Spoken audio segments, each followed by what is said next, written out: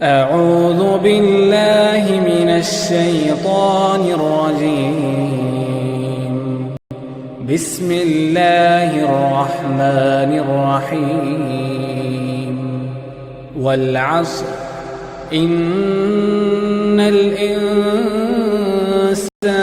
لفي خسر إلا الذين آمنوا وعملوا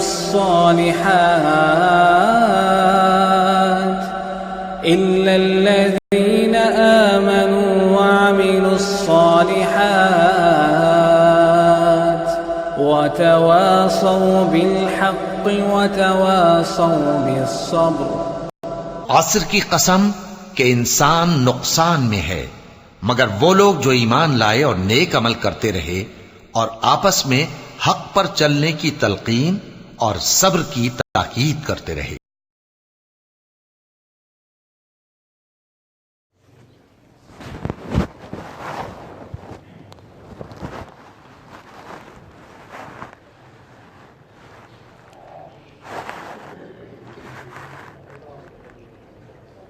الحمد لله رب العالمين والصلاة والسلام على رسوله الأمين وعلى آله وأصحابه أجمعين ومن تبعهم بإحسان إلى يوم الدين.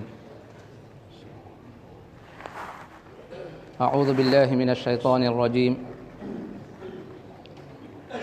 وعد الله الذين آمنوا منكم وعملوا الصالحات ليستخلفنهم في الأرض كما استخلف الذين من قبلهم وَلَيُمَكِّنَنَّ لَهُمْ دِينَهُمُ الَّذِي ارْتَضَىٰ لَهُمْ وَلَيُبَدِّلَنَّهُمْ مِنْ بَعْدِ خَوْفِهِمْ أَمْنًا يَعْبُدُونَنِي لَا يُشْرِكُونَ بِي شَيْئًا وَمَنْ كَفَرَ بَعْدَ ذَلِكَ فَأُولَٰئِكَ هُمُ الْفَاسِقُونَ.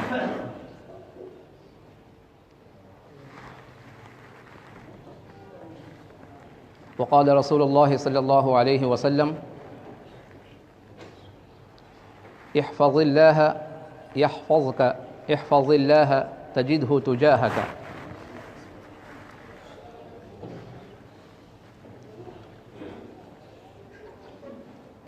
محترم برادران اسلام، آج شیخ شمیم احمد صاحب کچھ وجوہات کی وجہ سے حاضر نہیں ہو سکے ہیں. ان کی غیر موجودگی میں میں نے آپ لوگوں کے سامنے ساری دنیا کے مسلمانوں کے لیے ایک اہم موضوع، جس کے بارے میں ہر مسلمان جاننا چاہتا ہے، اس ٹاپک اور موضوع سے متعلق ہر مسلمان سننا چاہتا ہے، اور اس موضوع میں اللہ تعالیٰ نے جو خوشخبری دیا ہے قرآن و حدیث کی روشنی میں انشاءاللہ بیان کیا جائے گا. اس خوشخبری کا ہر مسلمان مستحق اپنے آپ کو بنانا چاہتا ہے.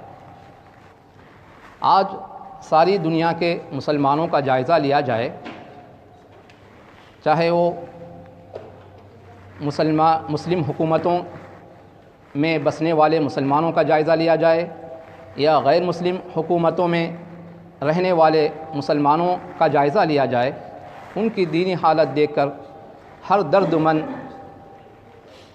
ہر خیر خواہ اور ہر تڑپ رکھنے والے مسلمان کو فکر ہوتی ہے کہ آج مسلمانوں کی کیا حالت ہو گئی ہے.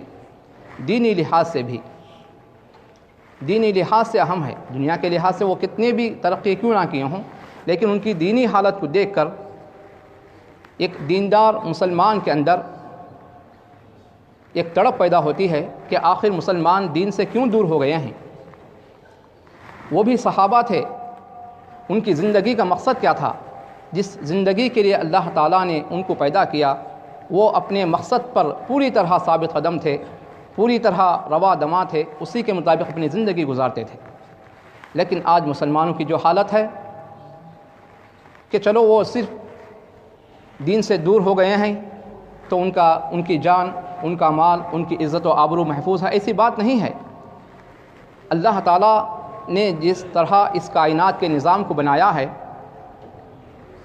کہ اللہ تعالیٰ کا قانون ہے، جو بھی اللہ کے بندے اسلام قبول کرنے کے بعد اللہ اور اس کے رسول پر ایمان لانے کے بعد آخرت پر ایمان رکھتے ہوئے وہ قرآن کی تعلیمات کو بھول جائیں گے، اللہ کے رسول صلی اللہ علیہ وسلم کی تعلیمات جو احادیث میں بیان کیے گئے ہیں اس کو بھول جائیں گے، تو اللہ تعالیٰ سزا کے طور پر، عذاب کے طور پر مختلف آسمان سے مصیبتیں نازل فرماتا ہے، زمین سے مصیبتیں اللہ تعالیٰ،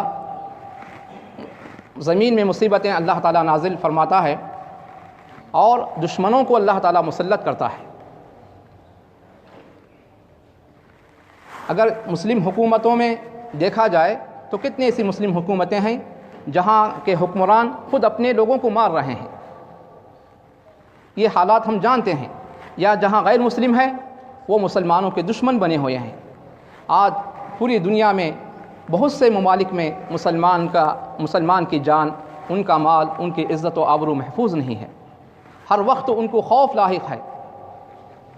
تو جو آیت میں نے آپ کے سامنے سورہ نور کی ایک آیت ہے، آیت نمبر 55 میں نے آپ کے سامنے پڑھا، اللہ تعالیٰ نے اس میں اپنی نصرت، اپنی مدد کے چند اہم شرائط کو اللہ تعالیٰ نے بیان کیا ہے کہ اللہ تعالیٰ کی مدد کیسے آئے گی۔ خصوصاً ہندوستانی حالات کے تناظر میں ہم اپنے آپ کا جائزہ لیں، اپنی ایمان کا جائزہ لیں، اور ہر ہندوستانی مسلمان وہاں کی جو ظالم حکومت ہے، جو ظالم قوانین مسلمانوں پر نافذ کر کے اسلام کو اور مسلمانوں کو نقصان پہنچانے کے وہ لوگ درپے ہیں، پیچھے پڑے ہوئے ہیں، وہ ہر پوری دنیا میں بسنے والا مسلمان اس سے واقف ہے، اور ہندوستانی مسلمان بخوبی واقف ہے۔ تو ایسے حالات میں جہاں ہندوستانی مسلمان سیاسی کوششیں کر رہے ہیں، جمہوریت کا جو کچھ قوانین ہیں وہاں اس کے دائرے میں رہتے ہوئے مسلمان اس ظالم قانون کو اور اس ظالم حکومت کے خلاف بہت کچھ احتجاجات کر رہے ہیں، مظاہرے کر رہے ہیں، کوششیں کر رہے ہیں قانون کے دائرے میں رہتے ہوئے۔ لیکن ایک مسلمان کے لیے کیا صرف ظاہری کوششیں، مادی کوششیں، ظاہری اسباب ہی ایک مسلمان کے لیے کافی ہیں اللہ کی مدد آنے کے لیے؟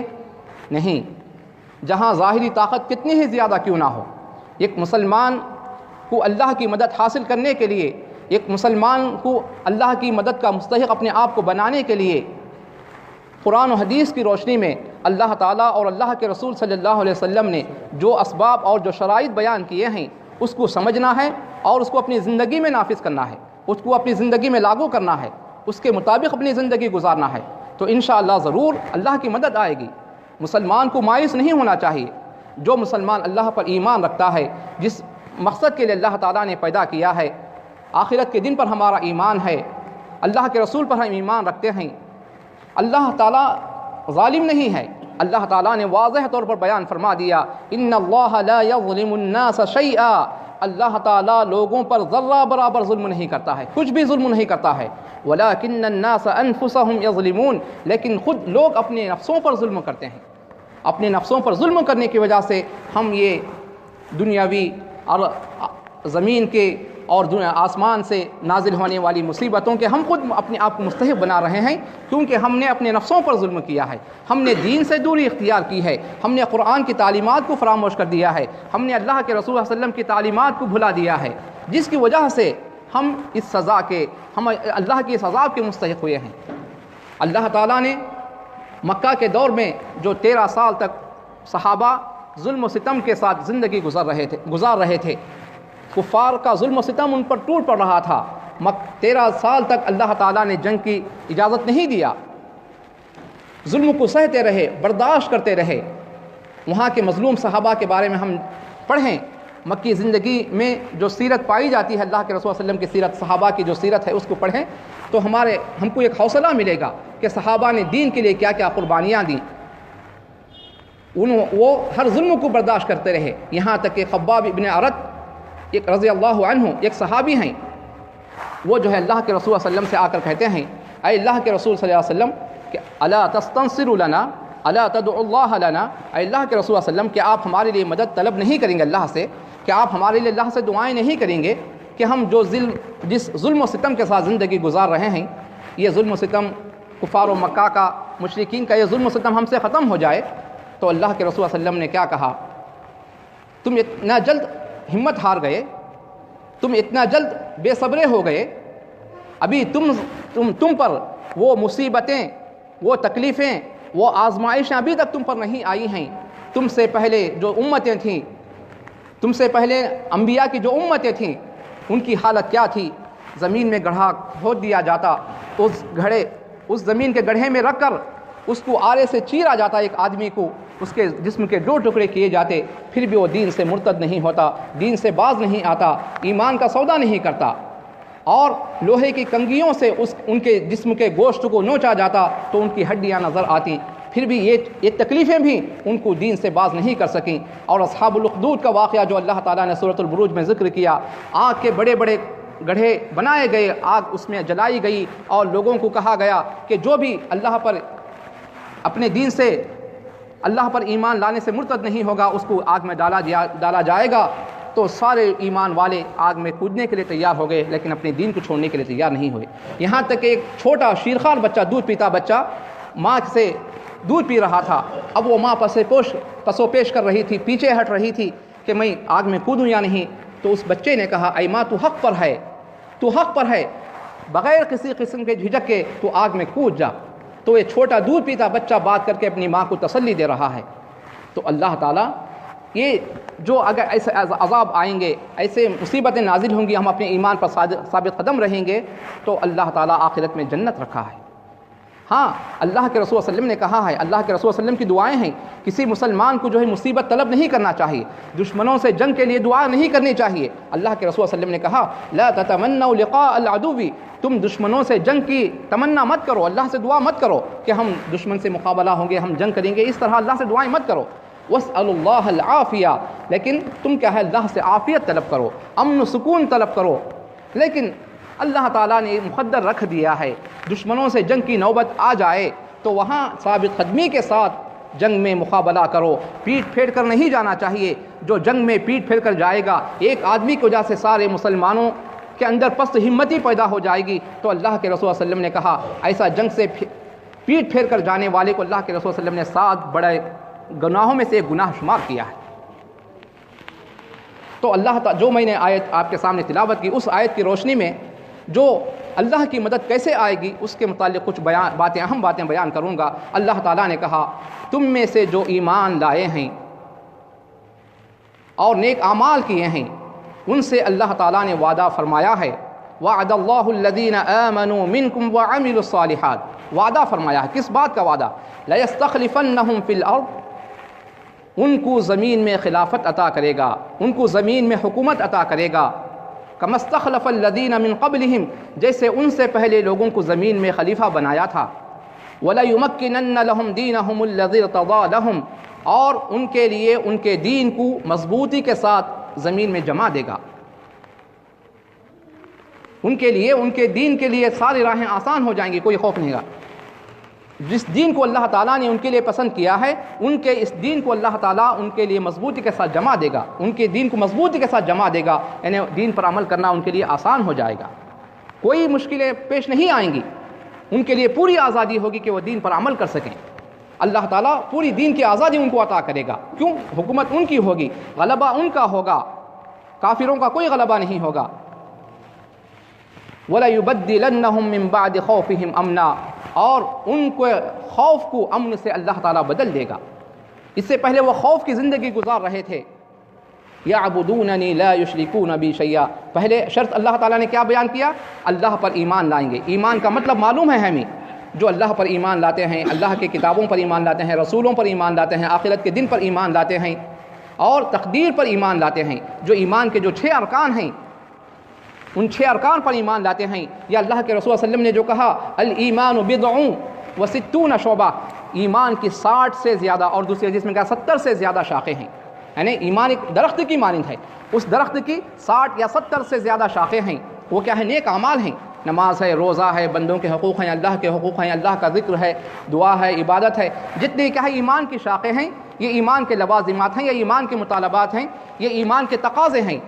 تو اللہ کے رسول صلی اللہ علیہ وسلم نے کہا، جو اللہ تعالیٰ نے بیان کیا اس آیت میں، جو ایمان لائیں، ایمان کے ارکان ہیں، اللہ پر، قیامت پر، یہ سب، اس کے ساتھ اس کے جو تقاضے ہیں، اس کے جو لوازمات ہیں، اس کی شاخوں پر ایمان لائیں اور نیک عمل کریں، یہی نیک عمل ہے۔ ایمان کی شاخیں ہیں، نیک عمل ہیں۔ اور اللہ تعالیٰ نے آخر میں کیا بیان فرمایا؟ ان کے لیے یہ سب کیا ہے، زمین میں خلافت عطا کرے گا، زمین میں حکومت عطا کرے گا، ان کے خوف کو امن سے بدل دے گا۔ ان کی صفت کیا ہوگی؟ جس مقصد کے لیے اللہ تعالیٰ نے ان کو پیدا کیا ہے، وہ مقصد کیا ہے؟ اللہ تعالیٰ نے ہر رسول کو دنیا میں کس لیے بھیجا؟ وَمَا أَرْسَلْنَا مِن قَبْلِكَ مِن رَّسُولٍ إِلَّا نُوحِي إِلَيْهِ أَنَّهُ لَا إِلَٰهَ إِلَّا أَنَا فَاعْبُدُونِ۔ ہم نے آپ سے پہلے جو بھی رسول بھیجا ہے اس رسول کو ہم نے یہی تعلیم دیا، اسی بات کی وحی کیا، یعنی اللہ تعالیٰ نے جبرائیل السلام کے ذریعے اس نبی کے پاس یہی وحی بھیجا کرتا تھا، انہ لا الہ الا انا، اللہ کے سوا کوئی معبود نہیں، فاعبدون، میری عبادت کرو۔ اللہ تعالیٰ کہتا ہے اللہ کے سوا کوئی معبود نہیں، میری عبادت کرو۔ یہی پیغام تھا، وَلَقَدْ بَعَثْنَا فِي كُلِّ أُمَّةٍ رَّسُولًا أَنِ اعْبُدُوا اللَّهَ، ہر امت میں ایک رسول بھیجا، جو رسول اپنی امت کو تعلیم کیا دیتا تھا؟ اللہ کی عبادت کرو، وَاجْتَنِبُوا الطَّاغُوتَ، طاغوت سے بچو، غیر اللہ کی عبادت سے بچو۔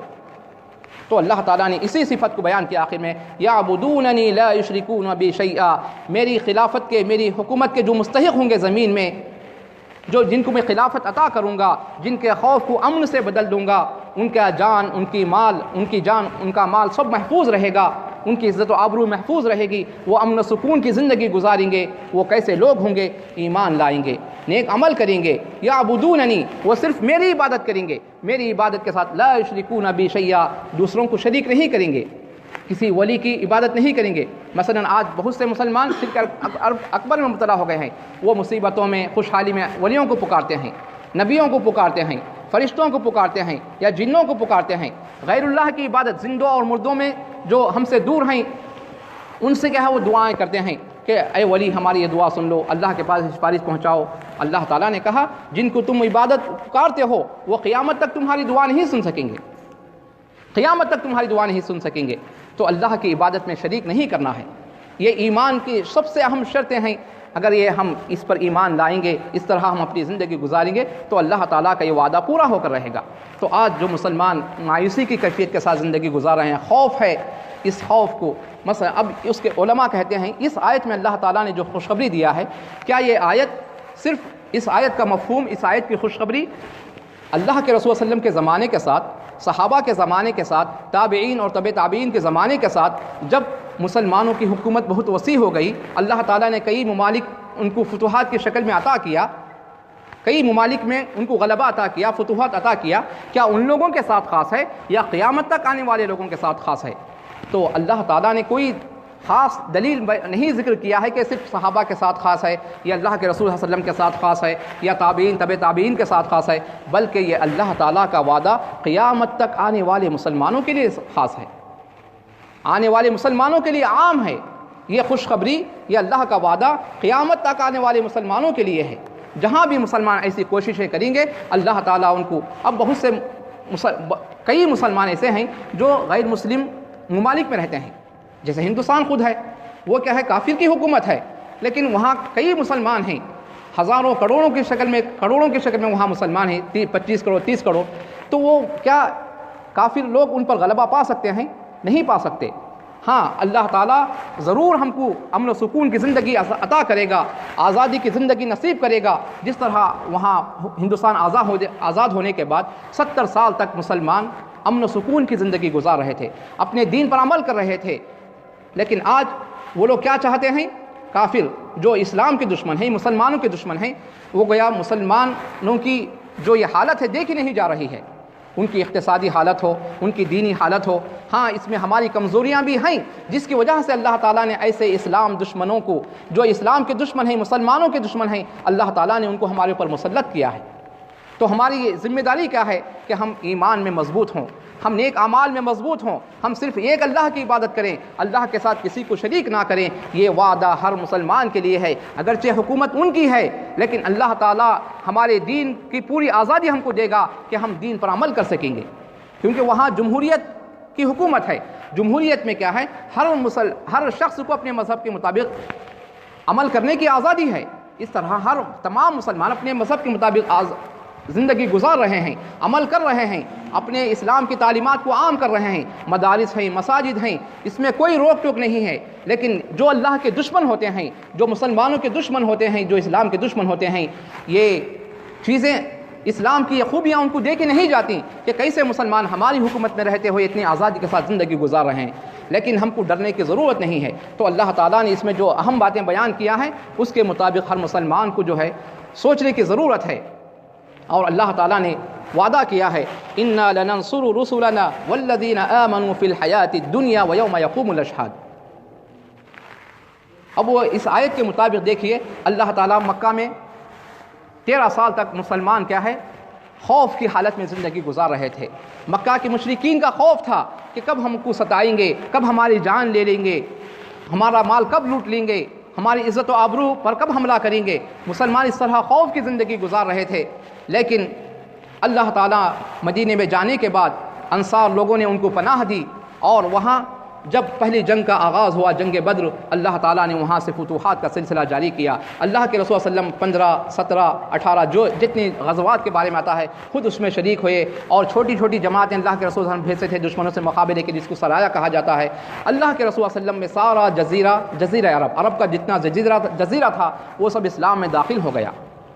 ہاں، اللہ کے رسول صلی اللہ علیہ وسلم کی وفات کے بعد چند لوگ مرتد ہو گئے، اور عہد نبوی میں مدینے کے دور میں جو ہے چند لوگ مال غنیمت کے لالچ میں دنیا کے فائدے کے لیے زبان سے تو اسلام قبول کیا، دل سے اسلام قبول نہیں کیا، جن کو منافق کہا جاتا ہے۔ ایسے لوگ بھی تھے، کیوں وہ لالچ کی وجہ سے اسلام قبول کیے تھے، دل سے قبول نہیں کیے تھے۔ اس کے بعد صحابہ کا دور ہے، حضرت ابوبکر رضی اللہ عنہ، حضرت عمر رضی اللہ عنہ، حضرت عثمان رضی اللہ عنہ، حضرت علی رضی اللہ عنہ، یہ خلافت راشدہ جن کو کہا جاتا ہے، خلفاء راشدین۔ ان کے اللہ کے رسول صلی اللہ علیہ وسلم نے ایک خوشخبری سنائی تھی، اللہ تعالیٰ نے مجھے مشرق کے اور مغرب کے حصوں کو سمیٹ دیا ہے، اور میں نے اپنی امت کی حکومت وہاں تک دیکھا ہے جہاں تک اللہ تعالیٰ نے مشرق اور مغرب کے حصے میرے لیے زمین کو جمع کر دیا تھا، سمیٹ دیا تھا، سکیڑ دیا تھا۔ تو میری امت کا دائرہ اقتدار، حکومت کا دائرہ اتنا وسیع ہو جائے گا جو اللہ تعالیٰ نے مجھے مشرق اور مغرب کے حصے بتایا تھا۔ اور اللہ کے رسول صلی اللہ علیہ وسلم نے یہ پیشن گوئی کی تھی، یہ خوشخبری سنائی تھی کہ فارس فتح ہوگا، روم فتح ہوگا، جو شام ان کے ماتحت تھا، روم کے ماتحت تھا، یہ بڑی بڑی سلطنتیں تھیں۔ مسلمانوں نے اس کو بھی فتح کیا، بعد میں چند سالوں کے بعد اندلس کو فتح کیا، جو اسپین آج جس کو کہا جاتا ہے۔ مسلمانوں کے فتوحات کا سلسلہ بہت وسیع ہو گیا، لیکن چونکہ جب مسلمان 400-500 سال کے بعد خود آپس میں لڑنے لگے، تو جو ظالم لوگ تھے وہ کیا ہے مسلمانوں پر غالب آ گئے، کیونکہ اللہ تعالیٰ کا وعدہ جو ہے یہ مشروط ہے، کس کے ساتھ؟ ایمان کے ساتھ، عمل صالح کے ساتھ، یہ ایک اللہ کی عبادت کے ساتھ، اور اس کے ساتھ شرک نہ کرنے کے ساتھ، یہ اللہ تعالیٰ نے وعدہ کیا ہے۔ اور اللہ تعالیٰ نے قرآن میں کئی آیتوں میں کہا ہے اِنَّا لَنَنصُرُ رُسُلَنَا وَالَّذِينَ آمَنُوا، ہم یقیناً اپنے رسولوں کی اور ایمان والوں کی مدد کریں گے، دنیا میں بھی اور آخرت کے دن بھی، جس دن گواہ کھڑے ہوں گے، یعنی آخرت کا دن۔ آخرت میں کوئی کافر کے لیے، ظالم کے لیے، فاجر فاسقوں کے لیے کوئی مددگار نہیں ہوگا، ان کی کوئی سفارش نہیں ہوگی، لیکن اہل ایمان کے اللہ کے رسول صلی اللہ علیہ وسلم شفاعت کریں گے۔ اہل ایمان کا اللہ تعالیٰ مددگار ہوگا قیامت کے دن، دنیا میں بھی اللہ تعالیٰ مدد کرے گا۔ وَلَا تَهِنُوا وَلَا تَحْزَنُوا وَأَنْتُمُ الْأَعْلَوْنَ إِن كُنتُم مُؤْمِنِينَ، تمہیں پست ہمت ہونے کی، تمہیں کمزور ہونے کی، تمہیں بزدل ہونے کی ضرورت نہیں ہے، اور تمہیں غم کرنے کی ضرورت نہیں ہے، افسوس کرنے کی ضرورت نہیں ہے، تم ہی بلند اور سر بلند رہو گے اگر تم مومن ہو۔ تو اللہ تعالیٰ نے وَكَانَ حَقًّا عَلَيْنَا نَصْرُ الْمُؤْمِنِينَ، اور اللہ تعالیٰ نے سورہ روم میں بیان فرمایا مومنوں کی مدد کرنا ہمارے اوپر لازم ہے، مومنوں کی مدد کرنا ہمارے اوپر لازم ہے۔ تو سب سے پہلے کیا ہے؟ سب سے پہلا سبب یہی ہے کہ سارے مسلمان توحید پر کاربند ہو جائیں، توحید خالص کے پابند ہو جائیں، اور ایمان، صحیح ایمان پر، جس طرح صحابہ کا ایمان تھا۔ آج دیکھیے کیا صحابہ مزار کو طواف کرتے تھے، قبروں کا طواف کرتے تھے، قبروں پر چادریں چڑھاتے تھے، یا غیر اللہ سے دعائیں کرتے تھے؟ خود اللہ کے رسول صلی اللہ علیہ وسلم سے آپ کی وفات کے بعد صحابہ نے دعائیں نہیں کی۔ تو آج جو کروڑوں مسلمان دنیا میں قبروں کے سامنے سجدہ کرتے ہیں، غیر اللہ کو دعاؤں میں پکارتے ہیں، ان کو اپنا سفارشی بناتے ہیں، وہ تو قبروں میں مدفون ہو گئے، نیک لوگ تھے۔ اللہ تعالیٰ نے کہا الا ان اولیاء اللہ لا خوف علیہم ولا هم يحزنون، ہر مسلمان کو اللہ کا ولی بننا ہے۔ اللہ ولی الذین آمنوا، اللہ تعالیٰ نے کہا اللہ تعالیٰ اہل ایمان کا ولی ہے، ایمان والوں کا ولی ہے، دوست ہے اللہ تعالیٰ۔ وان الظالمین بعضهم اولیاء بعض، ظالم لوگ ایک دوسرے کے دوست ہیں۔ واللہ ولی المتقین، اللہ تعالیٰ پرہیزگار لوگوں کا دوست ہے۔ تو اللہ تعالیٰ نے خوشخبری کیا سنایا ہے؟ اللہ کے جو دوست ہوں گے، جو ایمان لائیں گے اور تقویٰ کی زندگی گزاریں گے، ان کے لیے کوئی خوف نہیں ہے دنیا میں بھی آخرت میں بھی، اور کوئی غم نہیں ہے۔ یہ کیا ہے؟ الذین آمنوا وکانوا یتقون۔ تو ولی کی صفت جو علماء بیان کرتے ہیں، وہ شخص کون ہے؟ العالم باللہ، جو اللہ کی صحیح معرفت رکھتا ہے، جو اللہ کے بارے میں صحیح علم رکھتا ہے، قرآن حدیث کی روشنی میں اللہ کے جو صفات بیان کیے گئے ہیں اس صفات کا صحیح علم رکھتا ہے، اس کے مطابق اپنے ایمان میں اضافہ کرتا ہے۔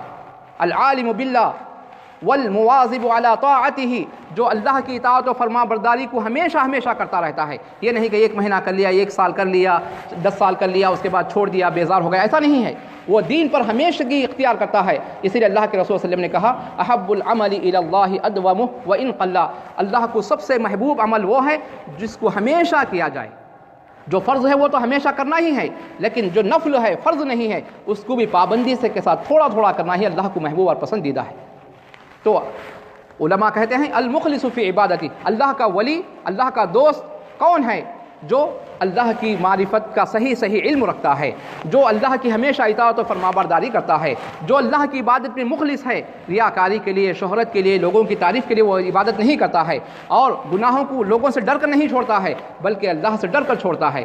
تو سب سے پہلی شرط اور سبب کیا ہے جو اللہ کی نصرت ہمیں حاصل ہوگی؟ وہ ہے ایمان، صحیح ایمان اور توحید خالص، جس میں اللہ کی عبادت کے علاوہ کسی کی عبادت نہیں ہوگی۔ اور دوسرا اہم سبب کیا ہے کہ اللہ کے فرائض۔ 1-2 حدیثیں میں پیش کر کے اپنی بات ختم کر دوں گا۔ اللہ کے رسول صلی اللہ علیہ وسلم نے صحیح بخاری کی حدیث میں بیان فرمایا من عاد لی ولیا فقد آذنتہ بالحرب، جو میرے ولی سے دشمنی کرے گا میں اس کے خلاف جنگ کا اعلان کرتا ہوں۔ اس کا مطلب کیا ہے؟ اللہ کا دوست کون ہے؟ اللہ کا ولی کون ہے؟ جو ایمان لائے، جو نیک عمل کرے، جو تقویٰ کی زندگی گزارے، جو اپنی عبادت میں مخلص ہے، جو اللہ اور اس کے رسول کی اطاعت کرتے ہوئے زندگی گزار رہا ہے، صرف ایک اللہ کی عبادت کرتے ہوئے زندگی گزار رہا ہے، یہ اللہ کا ولی ہے۔ اب ایسے لوگوں سے کوئی شخص چاہے مسلمان دشمنی کرے، چاہے غیر مسلم دشمنی کرے، تو اللہ تعالیٰ یہ خوشخبری سنا رہا ہے تم کو ڈرنے کی ضرورت نہیں ہے، میں ان لوگوں کے خلاف جنگ کا اعلان کرتا ہوں۔ اللہ کے جنگ کا اعلان کا مطلب کیا ہے؟ اس شخص کی ہلاکت و بربادی ضروری ہے، یقینی ہے، جو اہل ایمان سے، جو متقی لوگوں سے، جو اللہ کے ولیوں سے، جو اللہ کے دوستوں سے دشمنی کرتا ہے۔ یہ علماء اس کا مفہوم بیان کرتے ہیں۔ تو اگر حقیقی معنوں میں ہندوستانی مسلمان صحابہ جیسے بن جائیں، ایک اللہ کی عبادت کرنے لگیں، شرک کے سارے مظاہر کو چھوڑ دیں، عمل صالح کرنے لگیں، جتنے فسق و فجور کے کام ہیں، گانا بجانا، فلم یا سود عام ہونا، زناکاری، شراب نوشی، جتنے بھی گناہ بڑے گناہ ہیں، یا جو بڑے فرائض کو چھوڑے ہوئے ہیں، نماز نہیں پڑھتے مسلمان، روزہ نہیں رکھتے، زکوٰۃ ادا نہیں کرتے اپنے مالوں کی، تو اللہ تعالیٰ کا کہا جو اللہ اور اس کے رسول کے عہد کو تم توڑ دیں گے، اللہ اور اس کے رسول کے عہد کو تم توڑ دیں گے، تو اللہ تعالیٰ ایسے دشمنوں کو تمہارے اوپر مسلط کر دے گا جو تمہارے مسلمانوں میں سے نہیں ہوگا، بلکہ غیر مسلم دشمنوں کو اللہ تعالیٰ تمہارے اوپر مسلط کر دے گا، جو تمہارے حقوق تو چھین لیں گے، تمہارے حقوق نہیں دیں گے۔ آج ہندوستانی مسلمانوں کو اس طرح سوچنا چاہیے کہ ہم نے دین سے دوری اختیار کی، ہم نے دین پر عمل نہیں کیا، ہم نے اللہ کے فرائض کو بھلا دیا، ہم بڑے گناہوں کے مرتکب ہو رہے ہیں، جو اللہ تعالیٰ نے ایسے اسلام کے دشمنوں کو ہمارے اوپر مسلط کیا ہے، تو ہم دین سے قریب ہوں گے۔ یہ ہر مسلمان کو یہ سوچنا چاہیے۔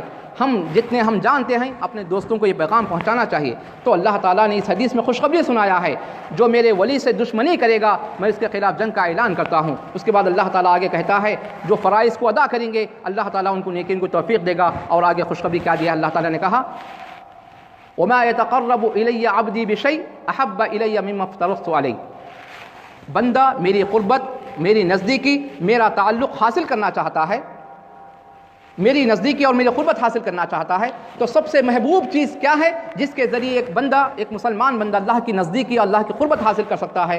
تو اللہ تعالیٰ نے کہا وہ میرے فرائض ہیں، جو فرض اللہ تعالیٰ نے فرض کیا ہے وہ فرض ہیں، نماز، روزہ، زکوٰۃ، حج، یا بندوں کے حقوق میں ماں باپ کی خدمت، پڑوسیوں کے حقوق، جو بھی اللہ تعالیٰ نے اپنے حقوق کی شکل میں، بندوں کے حقوق کی شکل میں جو بھی فرض کیا ہے، ان فرضوں کو ادا کرتے ہوئے، ان فرائض کو ادا کرتے ہوئے ہم اللہ کی قربت حاصل کر سکتے ہیں۔ تو اللہ تعالیٰ نے کہا بندہ میری نزدیکی جس چیز کے ذریعے حاصل کر سکتا ہے، سب سے محبوب چیز وہ میرے فرائض ہیں۔ اس کے بعد آگے اللہ تعالیٰ نے کہا ہاں یہ فرائض تو ادا کرنا ضروری ہیں، ورنہ گناہگار ہو جائیں گے مسلمان۔ اس کے بعد آگے جو فرض نہیں ہے، وَمَا يَزَالُ عَبْدِي يَتَقَرَّبُ إِلَيَّ بِالنَّوَافِلِ، میری محبت کے حصول کے لیے، میری قربت میں اور اضافہ کرنے کے لیے، میری نزدیکی زیادہ سے زیادہ حاصل کرنے کے لیے بندہ کیا ہے، صرف فرائض ادا نہیں کرتا ہے بلکہ نوافل کا بھی اہتمام کرتا ہے۔ ہاں فرائض کیا ہے، بہت سے لوگ گناہ سے ڈر کر، اللہ کے عذاب سے ڈر کر فرائض کی پابندی کرتے ہوں گے، لیکن نوافل ایسی چیز ہے وہ اللہ کی محبت کی نشانی ہے۔ ہم نوافل جو فرض نہیں اس کو چھوڑ دیں گے تو گناہ نہیں ہوگا، اللہ کا عذاب نہیں آئے گا، لیکن اللہ کی محبت ہمارے دلوں میں اتنے زیادہ ہے کہ ہم اللہ کی محبت کو حاصل کرنے کے لیے نوافل کا اہتمام کرتے ہیں۔ تو اللہ تعالیٰ نے کہا میرا بندہ نوافل کے ذریعے میری قربت حاصل کرتا ہے، یہاں تک کہ میں اس سے محبت کرنے لگتا ہوں۔ اس سے بڑی خوشخبری کیا ہو سکتی ہے؟ اللہ تعالیٰ ہم سے محبت کرنے لگے، ہم اللہ سے محبت کریں، یہ اس میں کوئی شک نہیں۔ ہر انسان کہتا ہے میں اللہ سے محبت کرتا ہوں، کیوں؟ اللہ کے بے شمار انعامات ہیں، احسانات ہیں، اللہ نے ہم کو پیدا کیا ہے، بہت سے انعامات سے نوازا ہے، ہم اللہ سے محبت کرتے ہیں، اس میں کوئی شک نہیں ہے۔ لیکن اللہ محبت ہم سے کب کرے گا؟ جب ہم فرائض کو ادا کریں گے، نوافل کا اہتمام کریں گے۔ اللہ کہتا ہے میں اس بندے سے محبت کرتا ہوں۔ جب اللہ تعالیٰ کسی بندے سے محبت کرتا ہے تو نیکی کی ساری راہیں اس کے لیے آسان ہو جاتی ہیں۔ تو خود اللہ تعالیٰ نے اس حدیث میں بیان فرمایا فَإِذَا أَحْبَبْتُهُ، جب میں اس بندے سے محبت کرتا ہوں اس کے فرائض کی وجہ سے، اس کے نوافل ادا کرنے کی وجہ سے، كنت سمعه الذي يسمع به، میں اس کا کان بن جاتا ہوں جس کے ذریعے وہ سنتا ہے، وبصره الذي يبصر به، میں اس کی آنکھ بن جاتا ہوں جس کے ذریعے وہ دیکھتا ہے، ويده التي يبطش بها، میں اس کا ہاتھ بن جاتا ہوں جس کے ذریعے وہ پکڑتا ہے، ورجله التي يمشي بها، اور اس کا پیر بن جاتا ہوں جس کے ذریعے وہ چلتا ہے۔ اس کا مطلب کیا ہے؟ اس کا مطلب یہ نہیں کہ اللہ تعالیٰ ہمارے اندر آ جاتا ہے، نعوذ باللہ، یہ مطلب نہیں ہے، بلکہ اللہ تعالیٰ ہمارے کانوں کو، ہمارے آنکھوں کو، ہمارے ہاتھوں کو، ہمارے پیروں کو توفیق دیتا ہے۔ ہمارے کانوں سے کوئی گناہ کہ باتیں ہم نہیں سنتے، کوئی غیبت، کوئی چغلی، گانا، فلم، جو بھی ایسے حرام چیزیں ہیں اس کی آواز ہم اپنے کانوں میں نہیں ڈالتے ہیں۔ کیوں؟ اللہ تعالیٰ نے ہماری کانوں کی حفاظت کی ذمہ داری لیا ہے، ان کانوں کی توفیق اللہ تعالیٰ نے ہم کو دے دیا ہے، ہم صرف حق سنتے ہیں، ہم صرف حق سنتے ہیں، اور اللہ تعالیٰ ہماری آنکھوں کو توفیق دیتا ہے، ہم کوئی گناہ نہیں دیکھتے ہیں۔ اللہ تعالیٰ ہمارے ہاتھوں کو توفیق دیتا ہے، ہم اس سے کوئی ظلم نہیں کرتے ہیں، کوئی گناہ نہیں کرتے ہیں۔ اللہ تعالیٰ ہمارے پیروں کو توفیق دیتا ہے، ہم اپنے پیروں سے کوئی گناہ نہیں کرتے ہیں۔ اس کے بعد اللہ تعالیٰ نے آخر میں کیا کہا؟ اللہ کی مدد دیکھیے، وَلَئِن سَأَلَنِي لَأُعْطِيَنَّهُ، جو بندہ ایسا نیک بندہ، ایسا ولی صفت بندہ، ایسا متقی اور پرہیزگار بندہ جو فرائض کو ادا کر رہا ہے، نوافل کا اہتمام کر رہا ہے، میری محبت کا مستحق ہو گیا ہے، ایسا بندہ مجھ سے کچھ مانگے گا میں اس کو ضرور عطا کروں گا۔ کیا ہم ایسے مسلمان ایسے بن جائیں اس کے بعد اللہ سے مانگیں، اللہ ہماری نہیں سنے گا؟ اللہ تعالیٰ خود کہتا ہے وَلَئِن سَأَلَنِي لَأُعْطِيَنَّهُ، اس حدیث کو حدیث قدسی کہا جاتا ہے، جس حدیث میں اللہ تعالیٰ، یہ قرآن نہیں ہے، حدیث قدسی ہے، جس میں اللہ تعالیٰ کا نام لے کر اللہ کے رسول کوئی حدیث بیان کریں تو اللہ تعالیٰ نے کہا اگر یہ بندہ مجھ سے کچھ مانگے گا میں ضرور عطا کروں گا۔ وَلَئِنِ اسْتَعَاذَنِي لَأُعِيذَنَّهُ، اگر یہ بندہ مجھ سے پناہ طلب کرے گا، دشمنوں سے، کسی برائی سے، کسی خوف سے پناہ طلب کرے گا، میں اس کو ضرور پناہ دوں گا۔ اور دوسری حدیث میں اللہ کے رسول صلی اللہ علیہ وسلم نے جو بیان فرمایا، جو حدیث میں نے پڑھا، یہ دو اسباب پر ہی میں اپنی بات ختم کروں گا، اور 3-4 بہت سے اسباب ہو سکتے ہیں۔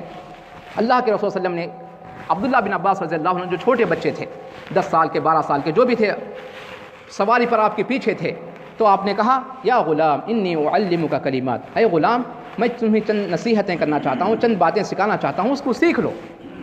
احفظ اللہ یحفظک، تم اللہ کی حفاظت کرو، اللہ تعالیٰ تمہاری حفاظت کرے گا۔ اس کا مطلب کیا ہے؟ یعنی تم اللہ کے حقوق کی حفاظت کرو، اللہ کے اوامر و نواہی کی حفاظت کرو، اللہ کے احکامات کی حفاظت کرو، اللہ کی دینی تعلیم جو اسلامی تعلیمات ہیں اس کی حفاظت کرو، اس پر پابندی کے ساتھ عمل کرو، اللہ تعالیٰ تمہاری حفاظت کرے گا۔ خوشخبری ہر مسلمان کے لیے ہے، احفظ اللہ تجدہ تجاہک، تم اللہ کی حفاظت کرو، یعنی تم اسلام پر عمل کرو، اس کے مطابق زندگی گزارو، اللہ کے حقوق کی حفاظت کرو، اللہ تعالیٰ نے جو تعلیمات دیا ہے اس کے مطابق زندگی گزارو، تم اللہ کو اپنے روبرو پاؤ گے۔ اس کا مطلب کیا ہے؟ اللہ تعالیٰ ہمارے ساتھ ہے، اللہ کی معیت ہم کو حاصل ہے، اللہ تعالیٰ کی طاقت کے ذریعے، اللہ کی قدرت کے ذریعے، اللہ تعالیٰ کی نصرت کے ذریعے، اللہ تعالیٰ کی تائید کے ذریعے، اللہ تعالیٰ جب یہ معیت، اللہ کی معیت، اللہ کا ساتھ ہم کو شامل ہے تو کون سا دشمن ہمیں نقصان پہنچائے گا؟ اسی لیے اللہ تعالیٰ نے کہا وَإِن تَصْبِرُوا وَتَتَّقُوا لَا يَضُرُّكُمْ كَيْدُهُمْ شَيْئًا، اگر تم صبر کی زندگی گزارو گے، تقویٰ کی زندگی گزارو گے، تمہارے دشمنوں کا نقصان تمہیں کچھ نقصان نہیں پہنچائے گا، تمہارے دشمنوں کی جتنی چالیں ہیں کوئی نقصان نہیں پہنچائیں گے تم کو۔ تو اللہ کے رسول صلی اللہ علیہ وسلم نے عبداللہ بن عباس کو نصیحت کرتے ہوئے کہا، اس کے بعد آگے نصیحت سنیے، احفظ اللہ تجدہ تجاہک، وعلم، یہ نصیحت ہر مسلمان کو دل میں بٹھانا چاہیے، اپنے دماغ میں بٹھانا چاہیے، ان الامہ لو اجتمعت علی ان ينفعوک بشیء، ساری دنیا کے لوگ مل کر، ساری امت مل کر تم کو کچھ نفع پہنچانا چاہیں، لم ينفعوک الا بشیء قد کتبہ اللہ لک، اتنا ہی نفع پہنچائیں گے جو اللہ نے تمہاری تقدیر میں لکھ دیا ہے، جو اللہ نے تمہاری تقدیر میں لکھ دیا ہے۔ وَلَوِ اجْتَمَعَتْ عَلَىٰ أَن يَضُرُّوكَ بِشَيْءٍ لَمْ يَضُرُّوكَ بِشَيْءٍ إِلَّا قَدْ كَتَبَهُ اللَّهُ عَلَيْكَ، ساری امت، ساری دنیا کے لوگ مل کر تم کو نقصان پہنچانا چاہیں، اتنا ہی نقصان پہنچائیں گے جو اللہ نے تمہاری تقدیر میں لکھ دیا ہے۔ اور اللہ تعالیٰ نے صحیح حدیث میں بیان فرمایا، اللہ تعالیٰ، اللہ کے رسول صلی اللہ علیہ وسلم نے کہا، اللہ کے رسول صلی اللہ علیہ وسلم نے کہا، اللہ تعالیٰ نے ان اللہ کتب مقادیر الخلائق قبل ان يخلق السماوات والارض ب50,000 سنہ، اللہ تعالیٰ آسمان و زمین کو پیدا کرنے سے 50,000 سال پہلے ساری کائنات کی مخلوقات کی تقدیر کو لکھ دیا ہے۔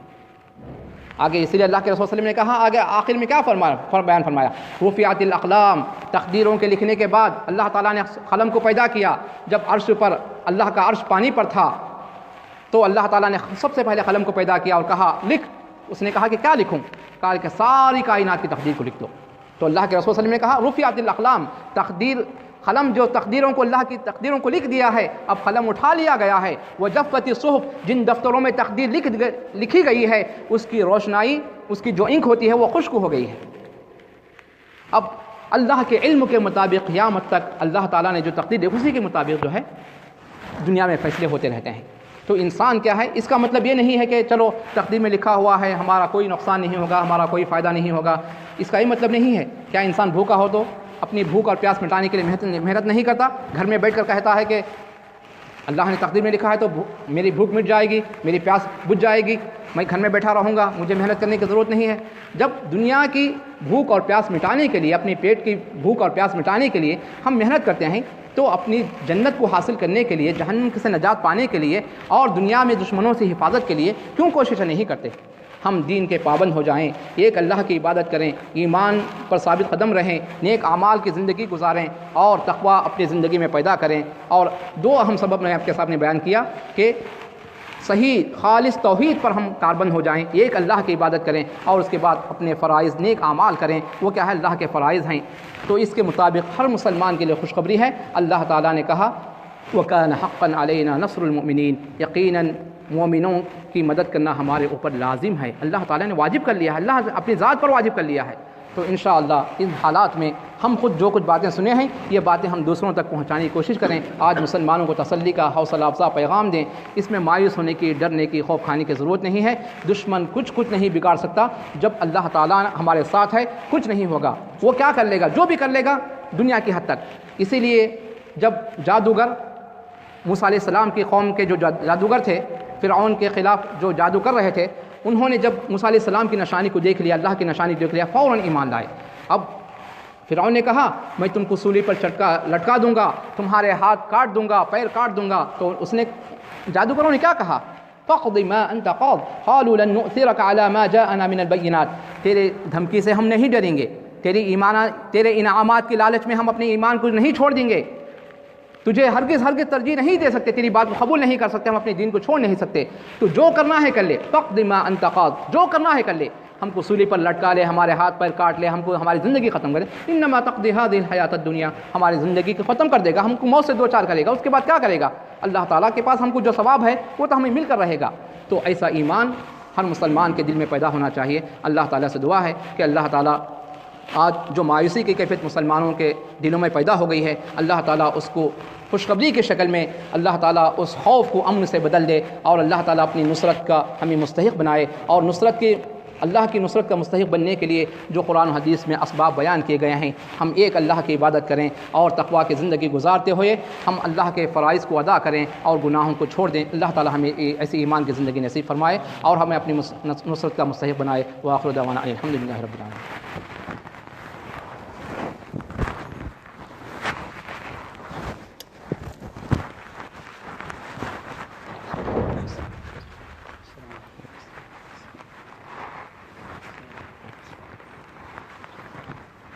بچے کے لیے دعا کرنا ہے۔